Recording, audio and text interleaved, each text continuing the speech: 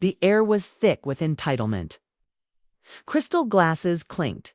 Laughter echoed on. Carmen stood there, invisible in plain sight. A whispered jab. Is she the event planner? Cut through the hum. She said nothing. She didn't need to. Because while they flaunted power over AHDVs and arrogance, she had already made the call. By morning, their $900 million future would vanish. This isn't just a story about money. It's about what happens when the underestimated woman holds all the cards. Welcome, story lovers. Comment your city. Where are you watching from? Okay. Carmen Reeves had built her empire from scratch. A former foster child turned Ivy League graduate. She now stood at the helm of one of the fastest-growing tech firms in America. Her brilliance was undeniable. But in rooms lined with old money and legacy, her skin color often spoke louder than her resume.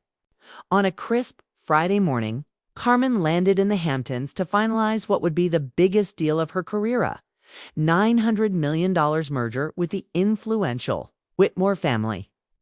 Their estate was grand, all marble floors and gold trim, but the air reeked of subtle dismissal. She was introduced as Carmen from the tech side. Her title brushed over, her handshake left hanging. She smiled anyway. She always did. But beneath that polished calm, her instincts stirred.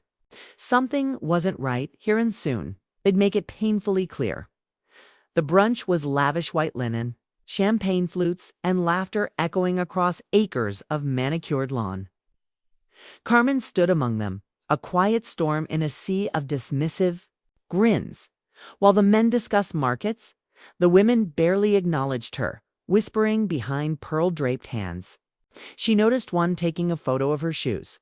Another snorted at her natural hair, muttering, "Bold choice." But the real blow came when she was asked twice if she was part of the serving staff. No one corrected them.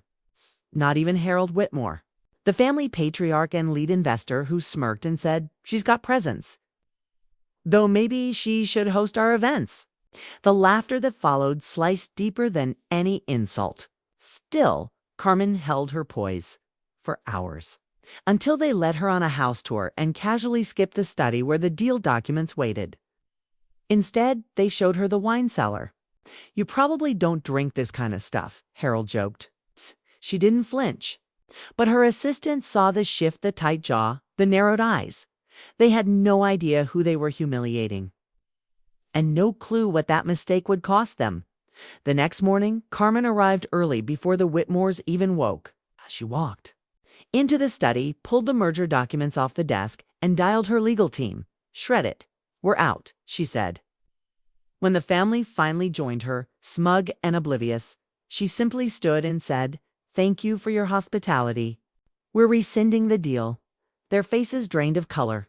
"What? You can't just—" She didn't wait for the rest. She turned and walked away. No raised voice, no need to explain. They hadn't just lost a deal.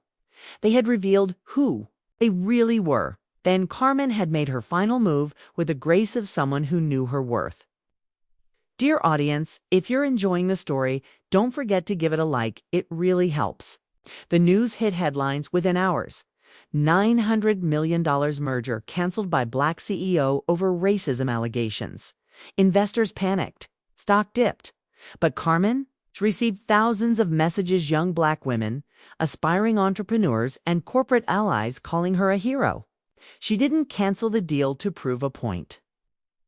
She canceled it because she was the point. For every room she'd been underestimated in, for every label that ignored her excellence. What happened in that mansion wasn't just personal, it was systemic. And this time the system lost. Because Carmen walked away not just with her dignity, but with the message: respect is non-negotiable. Thanks for watching. Subscribe to our channel for more powerful stories and new videos.